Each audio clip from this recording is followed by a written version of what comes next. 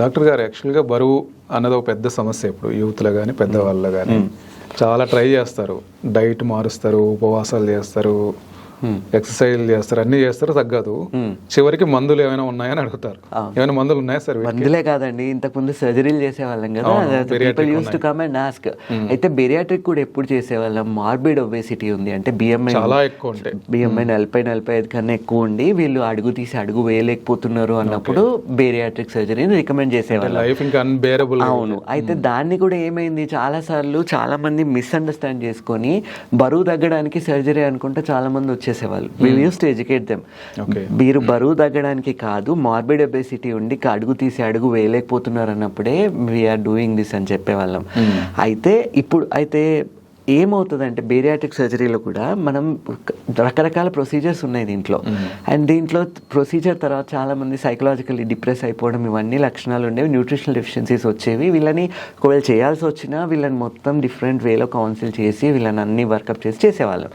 అయితే ఈ మధ్యకాలం ఏం కాదండి, 3 years 4 years నుంచి కూడా యుఎస్ లాంటిది కంట్రీస్లో ఈ మందులు అన్నవి వెయిట్ లాస్కి చాలా మెడిసిన్ వచ్చాయి. అయితే ఇప్పుడు ఈ లాస్ట్ ఒక 1 year నుంచి 6 months నుంచి ఇండియాలో ఫ్రీగా దొరుకుతున్నాయి. ఫ్రీగా ఇన్ ది సెన్స్ అవైలబిలిటీ అనేది దొరుకుతుంది. టాబ్లెట్ ఫామ్లో ఉన్నాయి, ఇంజెక్టబుల్ ఫామ్లో కూడా ఉన్నాయి. అయితే వీటిని గ్లూటైడ్స్ అంటాం, అంటే జిఎల్పి జిఐపి అనలాగ్స్ అని చెప్పుకోవడం జరుగుతుంది. గ్లూటైడ్స్ అన్నప్పుడు అది ఓన్లీ జిఎల్పి అనలాగ్స్. వీటి వల్ల ఏమవుతుంది, వీటి వల్ల కొంచెం సెటైటీ అన్నది తొందరగా రావడము, ఇదే కాకుండా వెయిట్ లాస్కే కాకుండా దీన్ని డయాబెటీస్కి కూడా, ఇన్సులిన్ని సెన్సిటైజ్ చేయడానికి కూడా ఈ మందుల్ని వాడడం జరుగుతుంది కూడా.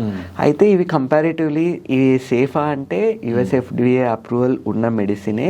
అయితే ఒక పద్ధతిలో, ఒక సూపర్విజన్లో దీన్ని వాడాల్సి ఉంటుంది. దీన్ని వాడుతూ కూడా, అండ్ ఇప్పుడు చాలామంది ఇప్పుడు డయాబెటిక్స్ ఉంటారు, షుగర్ ఉన్న వాళ్ళు దీన్ని వాడేసి షుగర్ మందులు వేసుకుంటా ఉంటే షుగర్ ఇంకా ఉండాల్సిన దానికన్నా తగ్గుతున్నాయి.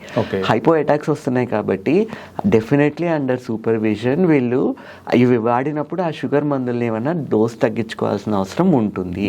అండ్ ఇవి టాబ్లెట్ ఫామ్లో ఉన్నాయి, ఇంజెక్టబుల్ ఫామ్లో కూడా ఉన్నాయి. టాబ్లెట్ అంటే ఏమవుతుంది, ఈ స్మాల్ డోస్తో మొదలుపెట్టి దీని డోస్ని మంత్ ఆన్ మంత్ ఇంక్రీజ్ చేసుకుంటూ పోతారు. ఎందుకంటే పేషెంట్ తట్టుకోగలుగుతున్నారా లేదా చూసి, వాళ్ళ అడాప్టబిలిటీ ఎట్లా ఉంది చూసి దాని డోస్ని ఇంక్రీజ్ చేయడం జరుగుతుంది.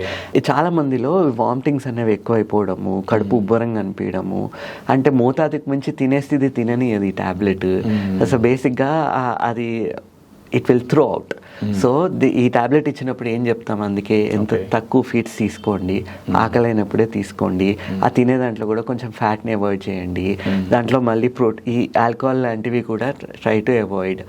సో ఇవన్నీ చెప్తా ఉంటాం. ఇవి అయితే దీనికన్నా కూడా ఇప్పుడు లేటెస్ట్గా వస్తున్న టిర్జపెటైడ్ అనే మాలిక్యూల్ ఇంజెక్టబుల్ మెడిసిన్, అది ఇంకా కొంచెం బెటర్ యాక్షన్ చూపిస్తుంది. ఎందుకంటే it is a dual analog, GLP and GIP analogue.